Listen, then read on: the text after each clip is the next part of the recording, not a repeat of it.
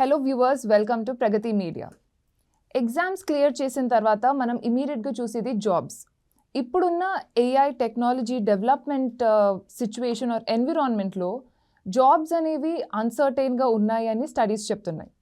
కానీ అసలు మనం జాబ్స్కి అప్లై చేసేటప్పుడు ఎలాంటి స్కిల్స్ మెన్షన్ చేయాలి రెజ్యూమ్లో, లేదా ఎలాంటి జాగ్రత్తలు వహించాలి, దీనిపైన డిస్కస్ చేయడానికి మనతో ఉన్నారు లావణ్య బుద్ధవరపు గారు, who is Program Director, Enrich Academy, అలానే young minds motivator and student development trainer కూడా. సో నమస్తే మ్యామ్. నమస్తే అమ్మా. సో ఇప్పుడు మీరు హెచ్ఆర్ బ్యాక్గ్రౌండ్ నుంచి వస్తున్నారు కాబట్టి అసలు first question I want to ask, ఇప్పుడున్న జనరేషన్ ఆఫ్ జాబ్ సీకర్స్లో కానీ జాబ్ అప్లికెంట్స్లో కానీ what are the qualities which they are lacking? Majorly communication ఒక ఇష్యూ ఉందమ్మా. కాన్ఫిడెన్స్ ఒకటి, కమ్యూనికేషన్ ఒకటి, తర్వాత how to present themselves.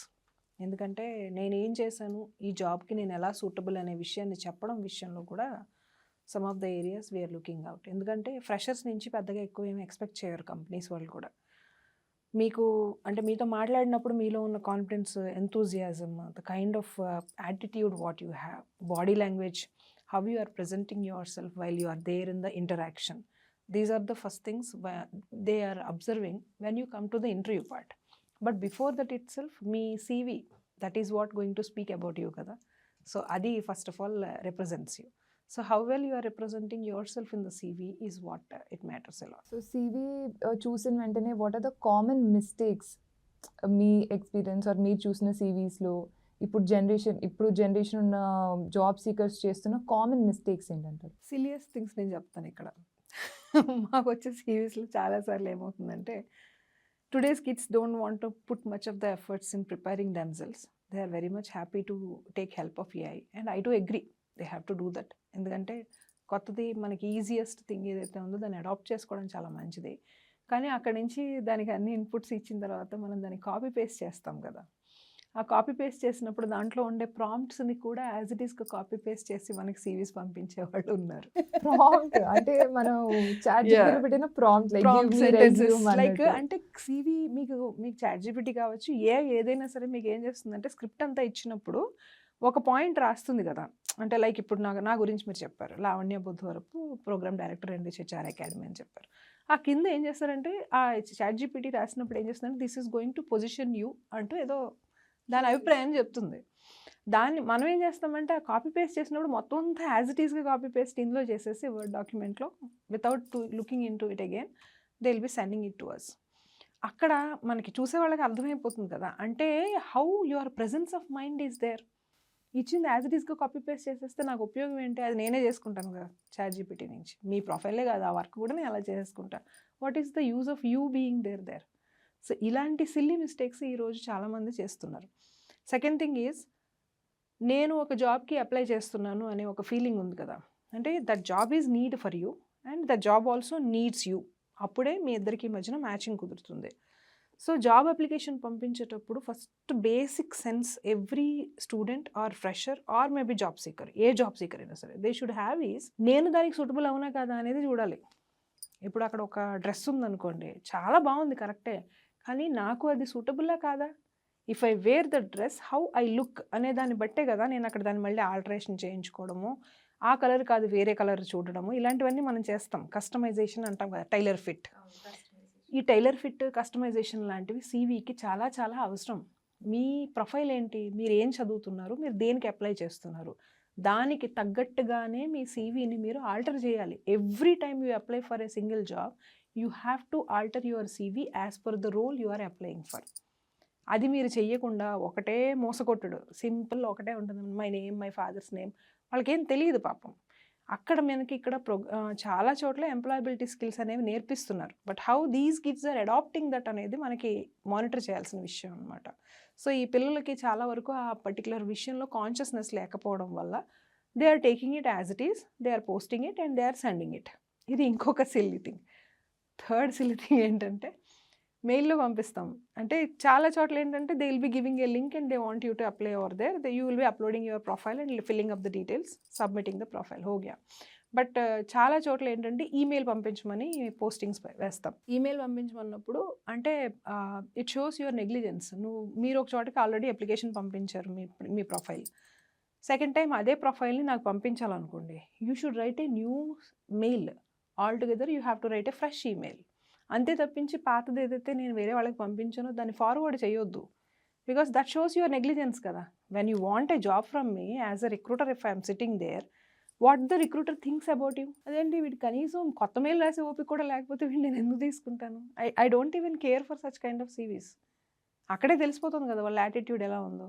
They don't want to put 5 minutes of their time to write a proper fresh email. అలాంటి వాళ్ళని తీసుకోరు. So ఇవన్నీ కూడా అంటే సింపుల్ బేసిక్ థింగ్స్, చాలా silly things, but they need to be taken care right from the beginning. And ఇంకోటి ఏంటంటే usually toppers వచ్చిన వాళ్ళు మనకి స్కూల్ ఆర్ కాలేజ్ లెవెల్లో టాపర్స్ అంటే ఫుల్ కాంపిటేటివ్గా అమ్మో వాళ్ళు టాపర్ అన్న భయం ఉంటుంది స్టూడెంట్స్ మధ్యలో. బట్ అదే టాపర్స్ రియల్ వరల్డ్ లేదా జాబ్ మార్కెట్లోకి వెళ్ళినప్పుడు there are instances or situations where they cannot crack an interview or a job మార్కెట్లో కొంచెం సర్వైవ్ అవ్వడానికి ఛాలెంజింగ్గా ఉంటుంది వాళ్ళకి.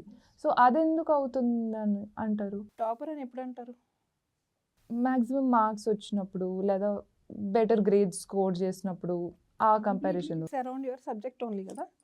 Other then that what you have. మీ సబ్జెక్ట్ నాకెందుకు? Subject comes into place when you start doing the things over there. It is not required in the interview. ఇంటర్వ్యూలో మహా అయితే సబ్జెక్ట్ పరంగా అడిగే 1-2 క్వశ్చన్సే అడుగుతారు. ఎందుకంటే మీరు అప్పుడు చెప్పేది మీకున్న బుక్ నాలెడ్జే చెప్తారు. You don't have any practical knowledge. So you don't expect any kind of practical knowledge from you. Basics ఏవో కొన్ని అడగచ్చు, టెక్నాలజీ సైడ్ కానీ subject basic subject wise. Other than that subject అసలు నాకు అవసరం కాదు, సబ్జెక్ట్ ఇక్కడికి వచ్చాక నేర్చుకుంటావు. ఆల్రెడీ చదువుకున్నావు కాబట్టి దాన్ని అప్లై చేయడం అనేది ఇక్కడ నేర్చుకుంటావు. బట్ కావాల్సింది ఏంటి అని అంటే బేసిక్గా నువ్వు రిప్రజెంట్ చేసుకోవాలి కదా. ఇందాక ఆల్రెడీ చెప్పినట్టుగానే వచ్చావు, కూర్చున్నావు. How you are sitting, what is your posture over there, what kind of attitude you are showing, what kind of mannerisms you have.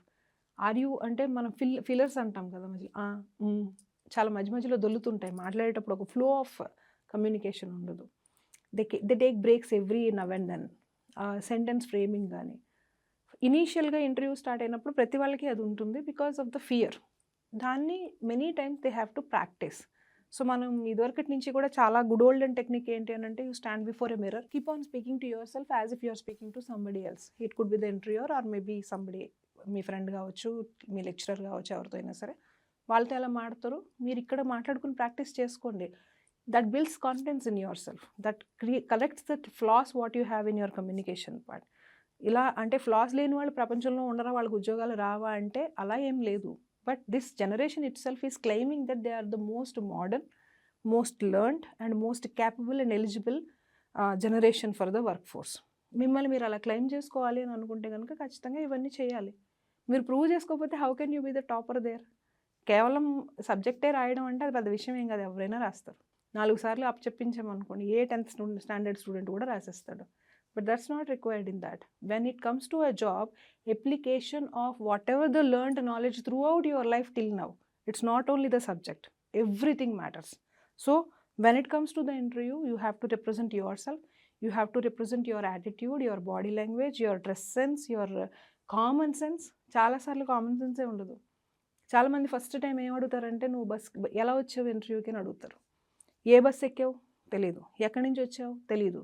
Altogether కొత్త ఊరు నుంచే వచ్చాను కరెక్టే, కానీ నేను ఎక్కడ దిగానో నాకు తెలియాలి, అక్కడి నుంచి ఇక్కడికి నేను ఎలా వచ్చానో నాకు తెలియాలి, ఎంత ఫేర్ అయిందో నాకు తెలియాలి. అంటే ఐ షుడ్ బి కాన్షియస్. కానీ చాలామంది ఏం చేస్తామంటే టెన్షన్లో ఉంటాం, ఇంటర్వ్యూ కదా, ఏం అడుగుతారో బాబాయ్ బాబాయ్ అని భయపడుతూ ఇవన్నీ పట్టించుకోరు. ఏదో ఒకటి వచ్చేస్తాం కదా అని వచ్చేస్తాం. అలాంటి బేసిక్ క్వశ్చన్స్ కూడా అడుగుతారు. ఇక్కడి నుంచి పలానా చోటుకి వెళ్ళాలనుకో, నువ్వేం చేస్తావు? గూగుల్ మ్యాప్ ఓపెన్ చేయడం వచ్చా? చాట్‌జీపీటీలో పలానా ప్రాంప్ట్ కొట్టడం వచ్చా? బోర్డు మీద పలానా మ్యాథమెటిక్స్ ఏదో ఒక సమ్ ఏదైనా ఎక్స్ప్లెయిన్ చేయడం వచ్చా? పలానా కోడ్ రాయడం వచ్చా? ఇవన్నీ అడుగుతారు. ప్రతి చోట కూడా నువ్వు ప్రూవ్ చేసుకుంటేనే కదా నువ్వు అక్కడ ఇంటర్వ్యూలో అంతమంది మధ్యలో నువ్వు ముందుకు వచ్చేది. సో అవన్నీ చోట్ల కూడా ప్రిపేర్ అవ్వాలి, not only in the examinations of your subject related.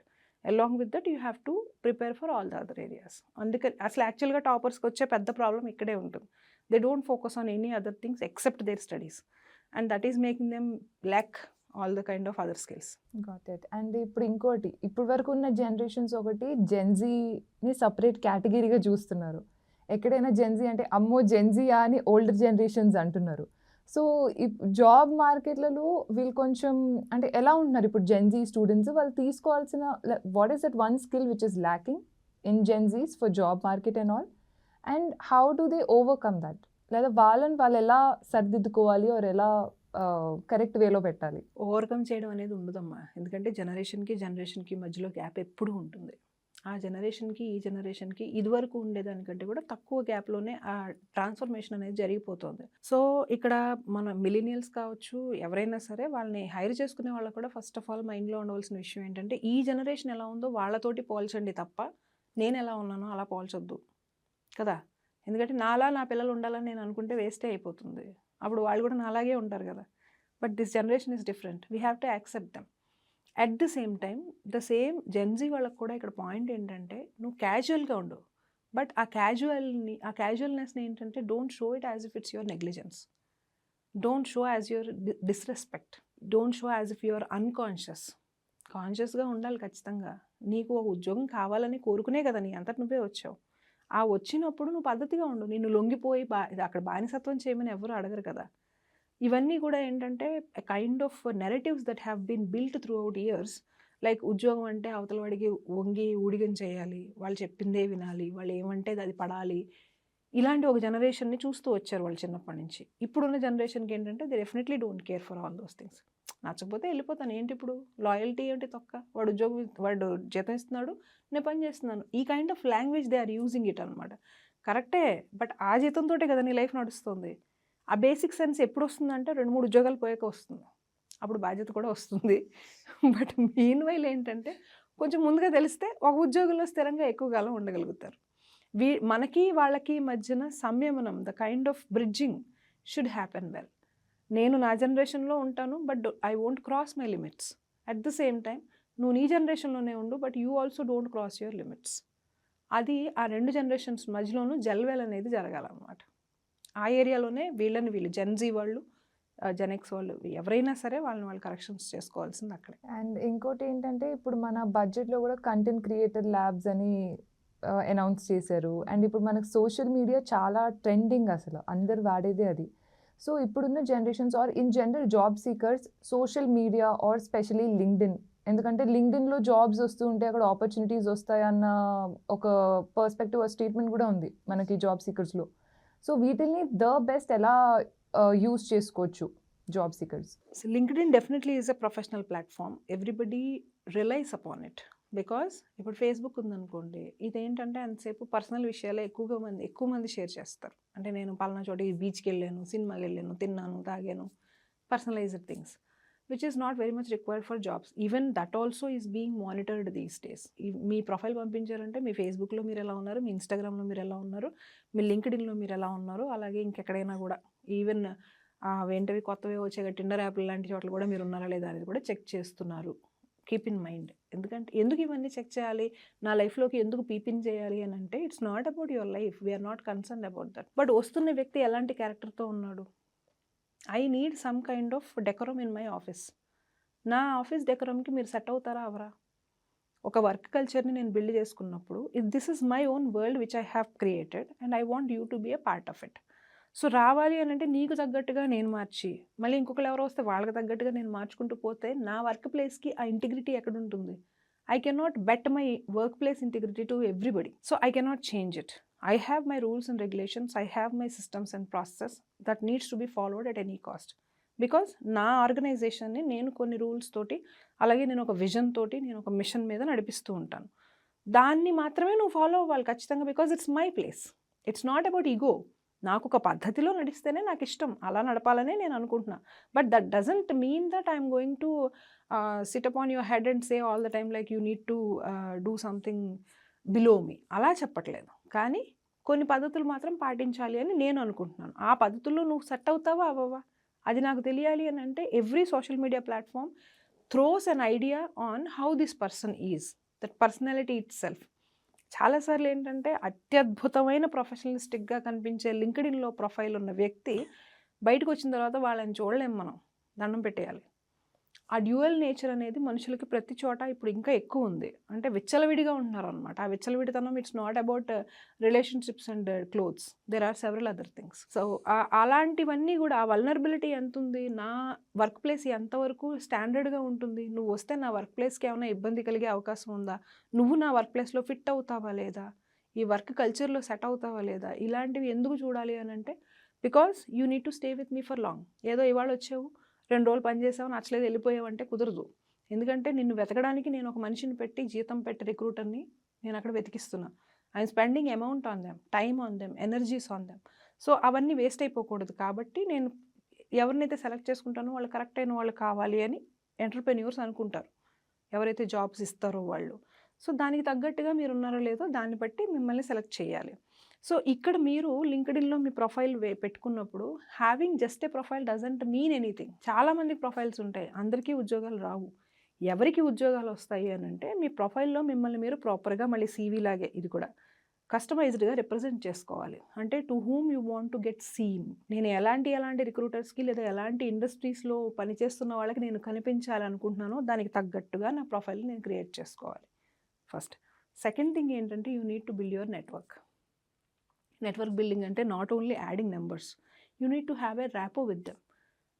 నా ప్రొఫైల్లో 12,000 మంది, 15,000 మంది, 30,000 మంది ఉన్నారనుకోండి, నేను అందరితోటి మాట్లాడను కదా. అందులో నాకు ఒక 10 మెంబర్స్, 15 మెంబర్స్ క్వాలిటీ మెంబర్స్ ఉంటారు. It's not about their quality, it's about my relationship with them. Like నాకు ఒక నమ్మకం ఏంటంటే వాళ్ళకి నేను ఎప్పుడు మెసేజ్ చేసినా ఆన్సర్ వస్తుంది. అలాంటి ఒక రిలేషన్ నేను వాళ్ళతోటి బిల్డ్ చేసి పెట్టుకుంటా. ఇలా నీకు ఉన్నారా, ఎంతసేపు కూడా ఫ్రెండ్స్ వరకే చూస్తావు నీ ఏజ్ వరకు. ఎందుకంటే when you're in college you are very much happy with your friends. మాట్లాడితే ఎక్కడ మాట్లాడినా వాళ్ళతోటే మాట్లాడతావు, ఎక్కడికి వెళ్ళినా వాళ్ళతోటే వెళ్తావు. But when it comes to job it is not like that. నీ ఏజ్ గ్రూప్ ఉండదు ఉద్యోగాల్లో. రకరకాల ఏజ్ గ్రూపుల వాళ్ళతో, రకరకాల ఎక్స్పీరియన్స్ లెవెల్స్తో మాట్లాడాలి, చెయ్యాలి కూడా.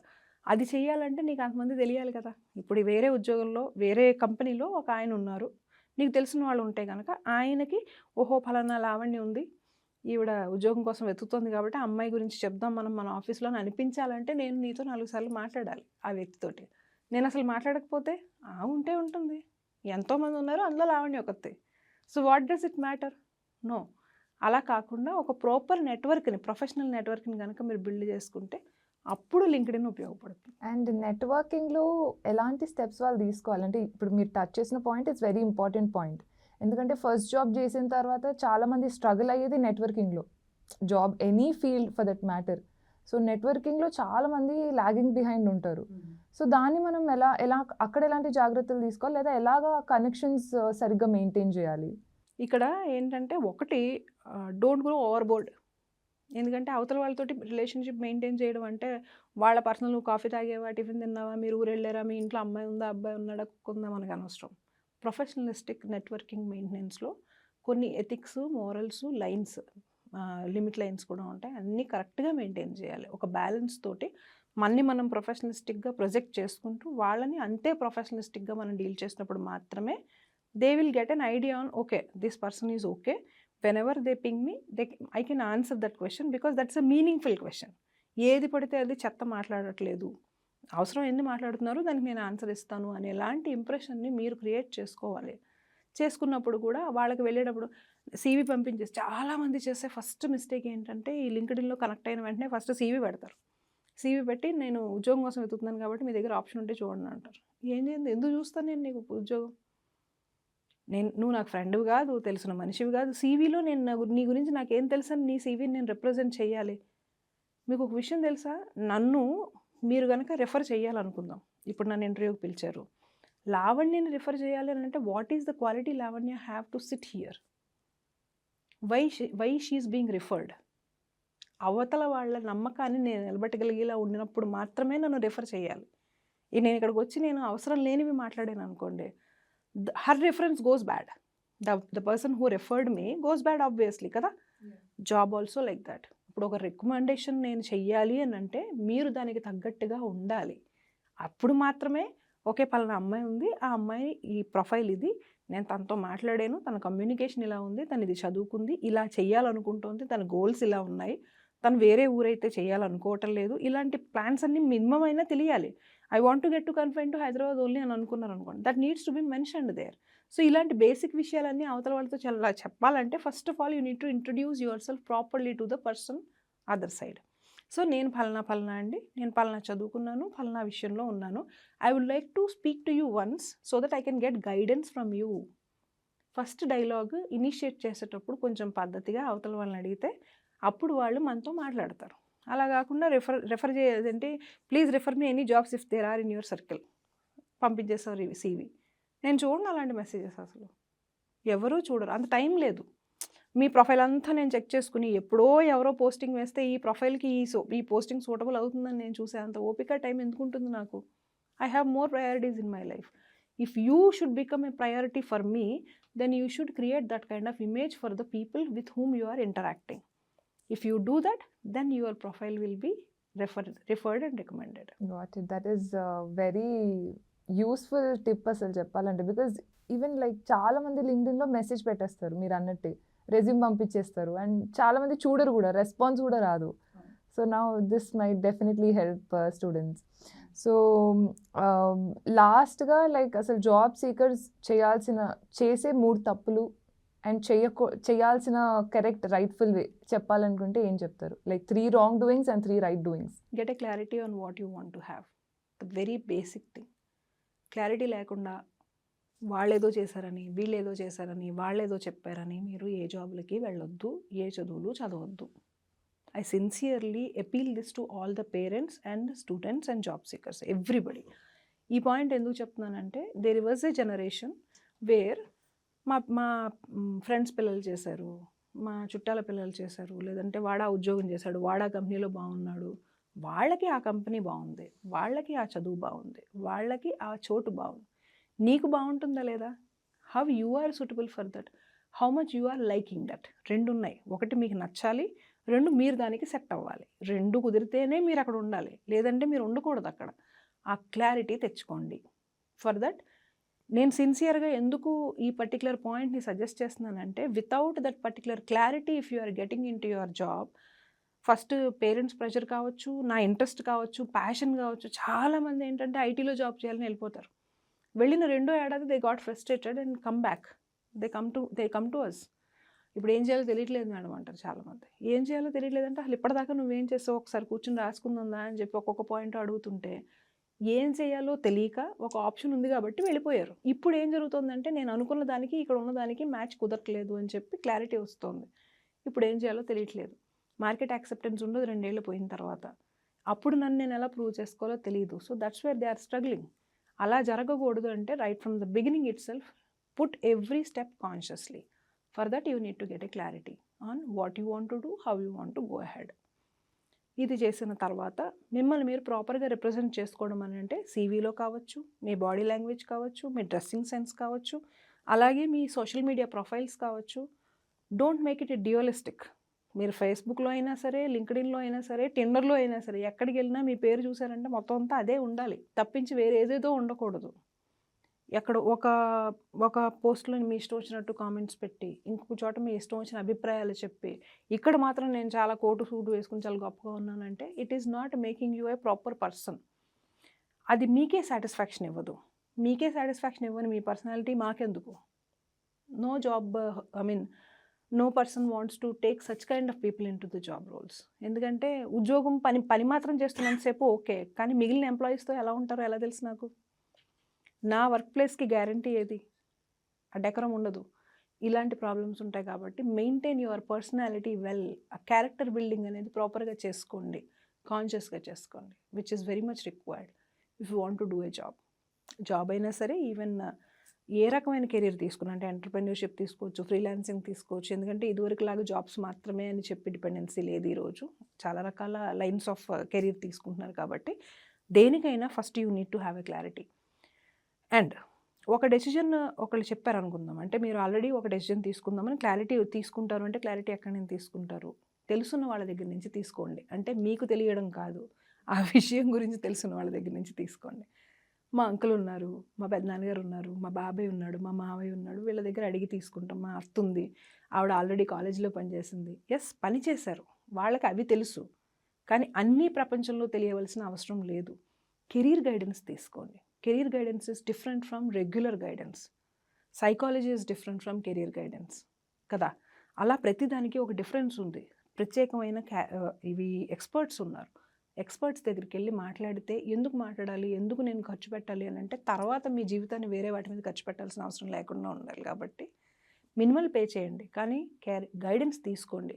ఆ గైడెన్స్ తీసుకునేటప్పుడు వాళ్ళు ఏం చేస్తారు, ఇందులో ఉండండి అని చెప్పరు. అంటే మీరు ఇదే చేయండి, ఇది చేస్తే మీరు ఖచ్చితంగా సక్సెస్ అవుతావు అని చెప్పి ప్రపంచంలో ఎవరు చెప్పలేరు.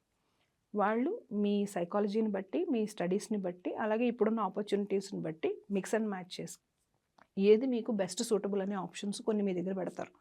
ఫైనల్గా ఎప్పుడు కూడా మీదే చాయిస్ అవుతుంది. ఆ చాయిస్ తీసుకునేటప్పుడు ఒక విషయం గుర్తుపెట్టుకోవాలి, నువ్వు చెప్పావు కాబట్టి నేను తీసుకున్నాను అనేది కాకుండా ఇన్ఫార్మ్డ్ డెసిజన్ అంటారు. అంటే దీంట్లో ప్లస్ ఎంత ఉందో మైనస్లు కూడా అన్నీ ఉండే అవకాశాలు ఉన్నాయి. కాబట్టి రెండింటికి నేను ఒడంబడి ముందుకెళ్ళాలి అనే విషయం తెలియాలి. అది తెలిసి మీరు ఆ స్టెప్ తీసుకుంటే definitely you are going to see the success. That was very valuable information to all the job seekers, ma'am. Thank you so much once again. So viewers చూసారు కదా, జాబ్ సీకర్స్ అందరూ ఒకసారి వీడియో చూసి ఈ valuable ఇన్ఫర్మేషన్ని గుర్తుపెట్టుకోండి. ఇలాంటి మరిన్ని ఇన్ఫర్మేషనల్ వీడియోస్ కోసం చూస్తూ ఉండండి ప్రగతి మీడియా.